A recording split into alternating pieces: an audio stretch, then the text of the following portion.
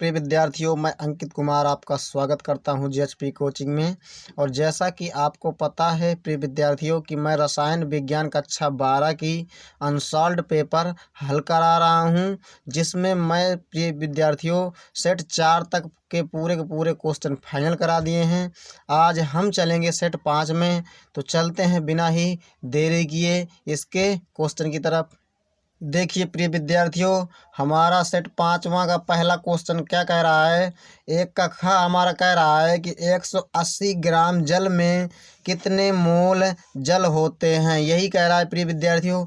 पहला ऑप्शन में दिया है 1 मोल, दूसरे में 18 मोल, तीसरे में है 10 मोल और चौथे में है 100 मोल। तो देखिए प्रिय विद्यार्थियों, इसका निकालने का तरीका क्या होता है। मोल बराबर होता है भार बटे अणु भार। मोल बराबर क्या होता है, भार बटे अणु भार। एन बराबर डब्लू बटे एम होता है। ठीक है प्रिय विद्यार्थियों, इसके बाद देखिए जो हमारे पास डब्लू है, ये भार कितना है 180। तो यहाँ पर आप 180 रख देंगे बट्टे एम क्या है हमारा अणु भार। तो जल का ये भार है, जल का अणु भार कितना होता है 18 होता है। आप निकाल लीजिएगा H2O लिखकर। ठीक है, तो आपका 18 आ जाएगा, 18 से 18 कैंसिल हो जाएगा, 1 बचेगा और एक 0 बचेगा। तो 10 मोल आपका आंसर हो जाएगा प्रिय विद्यार्थियों। तो यहाँ पर आप देख सकते हैं इसका कौन सा ऑप्शन सही है, तीसरा ऑप्शन आपका सही है 10 मोल। तो ठीक है, देख सकते हैं आप। यहाँ पर एक का ग क्वेश्चन क्या कह रहा है, आप देखिए कह रहा है कि अभिक्रिया A+2B एरो उत्पाद के लिए वेग स्थिरांक समीकरण R बराबर दिया है A की सांद्रता और के घाते 1 और B की सांद्रता के घाते 2 द्वारा व्यक्त किया जाता है। तो अभिक्रिया की आणविकता होगी। मैं बता दूं प्रिय विद्यार्थियों कि इस आणविकता निकालने का तरीका क्या होता है। जो हमारे पास वेग स्थिरांक समीकरण जो दिया है, यहाँ पर आप देख सकते हैं, ये हमारा जो समीकरण है ना, इसमें आपको देखना है सिर्फ और सिर्फ सांद्रताओं के घात में पावर कितनी है। तो जो हमारे पास एक ही सांद्रता है ना, इसके घात में कितना एक यहाँ पर छुपा है कि नहीं छुपा है, होता है ना छुपा। आपको पता एक यहाँ पर हो जाएगा और बी की सांद्रता के पावर कितना 2। तो एक यहाँ और 2 यहाँ, पावर को आपस में जोड़ देना। तो 2 1 3 हो जाएंगे, नहीं हो जाएंगे। तो यही पावर ही क्या होती है, घात ही हमारी क्या होती है, आणविकता। तो कितनी घात है, 2 और 1 3 घात है। तो यहाँ पर आंसर कितना आ जाएगा प्रिय विद्यार्थियों, दूसरा ऑप्शन आपका सही हो जाएगा। आपकी आणविकता कौन हो जाएगी, कितनी 3 हो जाएगी। सिर्फ आपको पावर यानी घातों को जोड़ करके हम जो भी निकाल लें संख्या, वही हमारी क्या होती है, आणविकता होती है प्रिय विद्यार्थियों। इसके बाद हम चलते हैं नेक्स्ट क्वेश्चन की तरफ। देखिए प्रिय विद्यार्थियों, एक का घ क्वेश्चन कह रहा है कि कैनिजारो अभिक्रिया द्वारा फॉर्मेल्डिहाइड बनाता है। क्या बनाता है, यही कह रहा है ना, फॉर्मेल्डिहाइड कैनिजारो अभिक्रिया द्वारा क्या बनाता है। तो मैं बता दूं आपको कि कैनिजारो अभिक्रिया में क्या क्या होता है। देखिए सबसे पहले हमारे पास फॉर्मेल्डिहाइड कैनिजारो अभिक्रिया में क्या बनाता है कह रहा है ना। तो फॉर्मेल्डिहाइड क्रिया आपको क्या करा देना है, डाइल्यूट NaOH के साथ जब कराई जाती है प्रिय विद्यार्थियों, तो हमारे क्या प्रोडक्ट बनते हैं, HCOONA प्लस में क्या बनता है CH3OH। तो क्या है हमारे पास सोडियम फॉर्मेट, यहाँ पर कहीं ऑप्शन में नहीं है। मेथिल एल्कोहल जबकि यहाँ पर हमारे ऑप्शन में दिया है। तो आपका ऑप्शन नंबर कौन सा हो जाएगा, दूसरा सही हो जाएगा। आप देख सकते हैं यह अभिक्रिया भी आपको पता होनी चाहिए। कौन सी अभिक्रिया है, कैनिजारो अभिक्रिया है प्रिय विद्यार्थियों। कह रहा था कैनिजारो अभिक्रिया द्वारा फॉर्मेल्डिहाइड क्या बनाता है। तो ये फॉर्मेल्डिहाइड कैनिजारो अभिक्रिया में क्या लिया जाता है, डाइल्यूट NaOH तनु NaOH। तो क्या बनता है हमारे पास सोडियम फॉर्मेट और मेथिल एल्कोहल। तो ऑप्शन कौन सा मिला हमारे यहाँ, दूसरा ऑप्शन आपका सही है। इसके बाद एक का अंगा क्वेश्चन क्या कह रहा है, RNH2 प्लस CHCl3, जिसे का सूत्र क्या है, क्लोरोफॉर्म इसका नाम है, प्लस 3KOH यानी मतलब पोटेशियम हाइड्रोक्साइड है एल्कोहली। ठीक है, इसके बाद क्या बना है, RNC प्लस एल्किल आइसोसाइनाइड है, ध्यान रखिएगा, प्लस 3KCl प्लस 3H2O। तो उपरयुक्त अभिक्रिया है, कौन सी अभिक्रिया है। तो देखिए प्रिय विद्यार्थियों, जो हमारे पास कार्बिल एमीन अभिक्रिया होती है ना, उसी में क्या क्या बनता है प्रोडक्ट, उसी में बनता है हमारे पास आइसोसाइनाइड। सिर्फ और सिर्फ उसी में मिलता है, किस अभिक्रिया में, कार्बिल एमीन अभिक्रिया में। ठीक है, एमीनों का रासायनिक गुण है। तो ध्यान दीजिएगा ऑप्शन कौन सा सही हो जाएगा, दूसरा आपका सही हो जाएगा। युग्मन अपक्रिया बिल्कुल नहीं है, हाफ मान ब्रोमाइड अपक्रिया ये भी बिल्कुल नहीं है, ना ही हमारी स्मिट अपक्रिया है। ठीक है, आपका ऑप्शन कौन सा सही हो जाएगा? दूसरा ऑप्शन सही हो जाएगा। इसके बाद देखते हैं प्रिय विद्यार्थियों, एक का चा क्या कह रहा है, ग्लूकोज में कितने प्राथमिक एल्कोहल समूह होते हैं, यही कह रहा है ना। सबसे पहले हम बना लेते हैं ग्लूकोज की संरचना। तो देखिए CH का होल 4, CHOH का होल 4 और CH2OH। ये देखिए यहाँ पर आप देख सकते हैं, सिर्फ और सिर्फ हमारे पास एक ऐसा यहाँ पर क्रियात्मक समूह जो OH है जो पहले ही कार्बन से जुड़ा है। तो यहाँ पर आप देख सकते हैं ये जो OH जिस कार्बन से जुड़ा है उसे प्राथमिक कार्बन बोलते हैं, मगर OH जिस कार्बन से जुड़ा है ना उसे प्राथमिक एल्कोहल बोलते हैं। तो यहाँ पर ऑप्शन कौन सा सही हो जाएगा? और एक कितने हैं यहाँ पर? एक है प्रिय विद्यार्थियों, देख सकते हैं प्राथमिक एल्कोहली समूह कितनी हैं? यहाँ पर सिर्फ एक है। ठीक है, और इसे नहीं हम प्राथमिक बोलेंगे, इसे ही बोलेंगे, पहले यही लगा है यहाँ से तो एल्डिहाइड है। ठीक है, कौन सा ऑप्शन सही हो जाएगा? पहला, ना 2 यहाँ पर सही है, ना ही 3 सही है, ना ही 4, तो पहला ऑप्शन आपका सही हो जाएगा। देखिए प्रिय विद्यार्थियों, हमारा दूसरे खा क्वेश्चन कह रहा है कि दो द्रवों ए तथा बी के वाष्प दाब क्रमशः 80 मिलीमीटर तथा 60 है। ए के 3 मोल तथा बी के 2 मोल मिलाने पर प्राप्त मिश्रित विलयन का कुल वाष्प दाब क्या होगा, यही कह रहा है प्रिय विद्यार्थियों। बहुत ही अच्छा क्वेश्चन है ये। ठीक है, इन्हें हम अच्छी तरह से लगाएंगे। देखिए आपको उत्तर डाल लेना है। सबसे पहले हमें दी कौन सी वैल्यू है, क्या दी है, हमें ये करना है। सबसे पहले देखिए हमारे के पास ए, दो द्रवों ए और तथा बी है ना, इनका वाष्प दाब कितना, इतना इतना दिया है। ठीक है, तो ए का वाष्प दाब इतना है और बी का कितना है, 60 ठीक है, तो पी ए का वाष्प दाब प्रेशर ए, यानी कि मतलब वाष्प दाब दिया है ना, तो पी नॉट ए का है, देख सकते हैं आप। ए यहाँ पर लेंगे कितना है, 80 ए का वाष्प दाब हो गया। बी का भी इसी प्रकार कितना दिया है यहाँ पर, दूसरे का 60 और यहाँ पर ए के 3 मोल, मोल के लिए हम क्या मानते हैं, एन। ठीक है ना, मोलों की संख्या के लिए। तो ए के कितने मोल हैं, 3 मोल है, यानी Na की वैल्यू कितनी है, 3। अब बी के कितने मोल है, 2, तो Nb की वैल्यू कितनी है, यानी मतलब 2 है। ठीक है, इसके बाद हम लगाएंगे प्रिय विद्यार्थियों, हम लगाएंगे क्या फॉर्मूला, क्या होता है सूत्र, कुल वाष्प दाब बराबर PS बराबर होता है P not A X A plus P not B X B. ठीक है, यह सफिक्स में रहता है, ध्यान दीजिएगा। ठीक है, बड़ा आप नहीं बनाएंगे। तो यहाँ पर आप देख सकते हैं कि एक्स है हमारे पास मान नहीं है, यहाँ नहीं यार, एक्स है क्या, ये मोल प्रभाज है। ठीक है, ए का मोल प्रभाज, ये बी का मोल प्रभाज, ध्यान दीजिएगा। इसका पी एस बराबर क्या होता है सूत्र, यानी एक्स ए का मोल प्रभाज क्या होगा प्रिय विद्यार्थियों, एक्स ए के अणु मोलों की संख्या बटे x A plus x B के, यानी कि मतलब जो हमारे पास एक्स ए बराबर आएगा वो आएगा Na बटे Na प्लस Nb। तो ये हमारे पास सूत्र होता है एक्स ए बराबर, ध्यान दीजिएगा, यानी एक्स ए का मोल प्रभाज मोलों की संख्या बराबर इतनी आ जाएगी।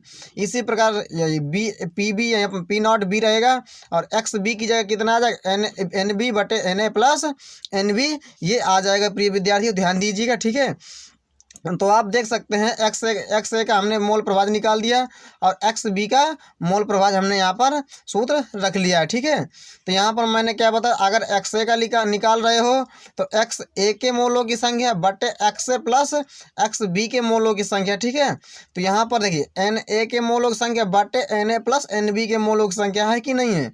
ठीक है, अगर एक्स बी के निकाल रहे हो तो एन बी के मोलों की संख्या बटे N B plus N A के मोलों की संख्या, आपको ऐसा ही तो करना है। ठीक है ना, आपको कुछ नहीं, जो जैसा नाम है वैसा आपको काम करना है। ठीक है, इसका पी एस बराबर देखिए 80, इसकी वैल्यू कितनी 80 और यहाँ पर इसकी वैल्यू कितनी है 3, इसकी वैल्यू कितनी है 3, इसकी वैल्यू 2 है, आप यहाँ से देख सकते हैं। ठीक है, इसके बाद प्लस इसकी वैल्यू कितनी है 60 एन बी की वैल्यू कितनी है 2 एन ए की 3 और एन बी की 2। इसके बाद आपको क्या करना है, 3 अब बटे कितना हो, 3 2 5, 5 से आप काट देंगे तो कितना हो जाएगा 16 16 3 48 आ जाएगा। इतने में आ जाएगी, नहीं आ जाएगा 48 और 3 2 5, 5 से इसे काटोगे 60, 12 12 पंचे 60, तो 12 दूनी 24, 24 48 कितना हो जाएगा 72 आपका आंसर आ जाएगा प्रिय विद्यार्थियों। बस आपको यह ध्यान देना है, फार्मूला आपको याद होने चाहिए, नहीं तो आप सवाल बिल्कुल ही नहीं लगा पाएंगे, क्योंकि ये फार्मूला बेस्ड ही सवाल केमिस्ट्री में आते हैं। तो आपको फार्मूला बहुत ही अच्छी तरह से ध्यान में रखना है। इसके बाद हम देखते हैं नेक्स्ट क्वेश्चन। तो देखिए प्रिय विद्यार्थियों, दूसरे का ग क्वेश्चन क्या कह रहा है कि सिल्वर नाइट्रेट के घोल में कॉपर की छड़ डुबोने पर घोल का रंग नीला क्यों हो जाता है, व्याख्या कीजिए। तो यही है प्रिय विद्यार्थियों हमारा मोस्ट इंपॉर्टेंट क्वेश्चन। तो देख सकते हैं आप, उत्तर डाल लेना। इसमें सबसे पहले प्रिय विद्यार्थियों आपको यह जान लेना है कि इसकी कारण क्या है इसका, ठीक है। तो देखिए विद्युत रासायनिक श्रेणी में क्या होता है कि विद्युत रासायनिक श्रेणी जो बनाई गई है उसमें क्या है कि जो Ag जो सिल्वर है, सिल्वर को कॉपर से यानी Cu से नीचे रखा गया। ध्यान दीजिएगा, इसे कहाँ, इससे नीचे रखा गया कॉपर है, ठीक है। Ag को नीचे रखा गया है क्योंकि जो हमारी विद्युत रासायनिक श्रेणी है, चूंकि श्रेणी में प्रत्येक तत्व क्या करता है, अपने से नीचे स्थित तत्वों को उनके लवण के विलयन से क्या कर देता है, हटा देता है, यानी विस्थापित कर देता है। अपने से जो नीचे वाले जो तत्व होंगे, उन तत्वों के जो लवण बनाए हुए हैं ना, लवण वाले जो विलयन है उनके, वो ऊपर वाले जो तत्व हैं उनको हटा देंगे, उनसे विस्थापित कर देंगे लवण के विलयन से। ध्यान दीजिएगा, यही कह रहा है ना, ठीक है। क्या कह रहा है, आप देख सकते हैं कि जो प्रत्येक तत्व जो होते हैं अपने से नीचे स्थित तत्वों को क्या करते हैं, उनके लवण के विलयन से उनमें विस्थापित कर देते हैं। मैंने अभी यही बताया ना, ठीक है। अतः जो कॉपर है Ag को उसके लवण के विलयन से विस्थापित कर देता है, ठीक है। जिससे क्या होता है, जो Cu2+ का रंग क्या हो जाता है, नीला हो जाता है। अगर उसे विस्थापित करेगा उसके लवण के विलयन से तो जो Cu2+ बनेगा उसका रंग कैसा होगा, नीला होगा। प्रिय विद्यार्थी ध्यान दीजिएगा, अभी मैं उदाहरण के तरीके से समझाऊंगा, ठीक है। जो हमारे पास क्या बना है, उसे विस्थापित किया है Ag को, तो क्या बना है Ag, यानी कि Ag विस्थापित हो गया है ना, तो Ag विस्थापित हो गया है तो Cu जो बनाएगा वो Cu2+ बनाएगा, उसका रंग कैसा होगा, नीला होगा। इसी होने के कारण विलयन कैसा होता है, नीला होता है, ठीक है। इसका हम उदाहरण देखते हैं, कॉपर प्लस इसका हमारे पास क्या Ag का कोई है क्या लवण, तो AgNO3 हमने ले लिया है यहाँ पर, ठीक है। आप AgCl भी ले सकते हैं, ठीक है। तो यहाँ पर मैंने क्या किया प्रिय विद्यार्थियों, तो Cu क्या करेगा, ये यहाँ पर आप देख सकते हैं Ag को Cu से नीचे रखा गया है, तो अगर ये Cu Ag से ऊपर है तो Ag को विस्थापित कर देगा, क्योंकि इसे श्रेणी में ऊपर रखा गया, इसे नीचे, तो ये इसे विस्थापित कर देगा। इसे विस्थापित करेगा तो जो AgNO3 है ये नहीं बनेगा, अब क्या बनेगा, अब CuNO3 का होल ट्वाइज बनेगा। प्लस में हमारा Ag यहाँ पर निकल जाएगा, ठीक है, गुस्से से, तो ये Ag बन चुका है। यहाँ पर क्या AgNO3, यहाँ पर क्या बनेगा CuNO3 का होल ट्वाइज, आप ध्यान में रखिएगा, ठीक है। तो यहाँ क्या है प्रिय विद्यार्थियों, अगर देखेंगे तो Cu2+ में है, यहाँ पर क्या है Cu2+। अगर Cu2+ में है तो कैसा होगा, ये कॉपर जो अगर इसे आयन में तोड़ेंगे तो क्या निकलेगा, Cu2+ तो ही निकलेगा। यहाँ आप देख सकते हैं, ठीक है, जितना यहाँ पर ट्वाइज है वही इसकी पावर है। तो क्या अगर ये Cu2+ बनाएगा तो रंग कैसा होगा, नीला। अगर नीला होगा तो विलयन भी क्या होगा, नीला होगा, ठीक है। ये आप समीकरण भी याद में रखिएगा। इसके बाद देखते हैं प्रिय विद्यार्थियों, हमारे पास 3 का ग क्वेश्चन क्या कह रहा है। 3 का ग कह रहा है उप संयोजन यौगिक क्या है हमारे पास, कोष्टक में CuNH3 का होल 4 और कोष्टक बंद है SO4 में कॉपर Cu की ऑक्सीकरण संख्या ज्ञात कीजिए, ठीक है, यही कह रहा है ना। उत्तर डाल लेना है आपको, क्या करना है Cu और ये सूत्र आपको उसी प्रकार उतार लेना है, ठीक है। इसके बाद जिसकी ज्ञात करने को कहा है, किसकी कह रहा है, कॉपर की, तो कॉपर की जगह आपको X मान लेना प्लस, इसके बाद तुरंत प्लस लगाना है।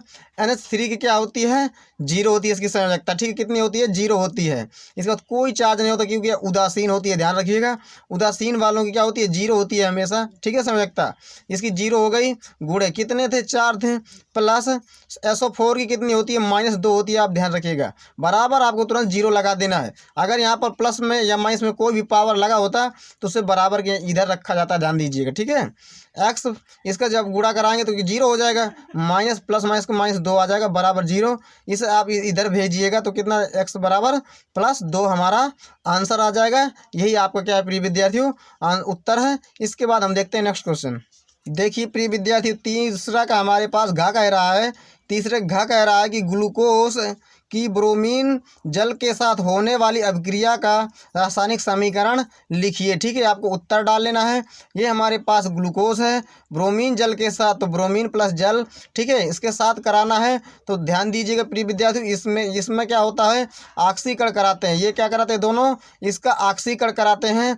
जब इसका ऑक्सीकरण होता है तो CHO जो है COOH में बदल जाता है। बाकी पूरा उसी प्रकार आपको रख देना है। इसका नाम क्या हो जाएगा, ये था ग्लूकोज, ये क्या है, ग्लूकोनिक अम्ल। ये क्या बन चुका है, अब अम्ल बन चुका है। तो ध्यान दीजिएगा प्रिय विद्यार्थियों, ये दोनों मिलकर क्या कराते हैं, इस ग्लूकोज का ऑक्सीकरण कराते हैं। क्या बनता है, ग्लूकोनिक अम्ल। इसके बाद हम देखते हैं चौथे का हमारा का क्वेश्चन क्या कह रहा है कि नेनट समीकरण लिखिए तथा उसकी उपयोगिता बताइए। ठीक है, तो आपको क्या करना है प्रिय विद्यार्थियों, सेट तीसरा का प्रश्न चौथे का आपको देखना है, वहीं पर आपको यह प्रश्न मिल जाएगा, क्योंकि हमने अपने चैनल पर प्लेलिस्ट बना रखा है, वहां से आप जाकर देख सकते हैं। ठीक है, इसके बाद हम देखते हैं प्रिय विद्यार्थियों कि हमारा 4 का गा क्या क्वेश्चन कह रहा है। 4 का गा कह रहा है कि एसिटिलीकरण पर संक्षिप्त टिप्पणी लिखिए। ठीक है, बहुत ही सुंदर अच्छा क्वेश्चन है।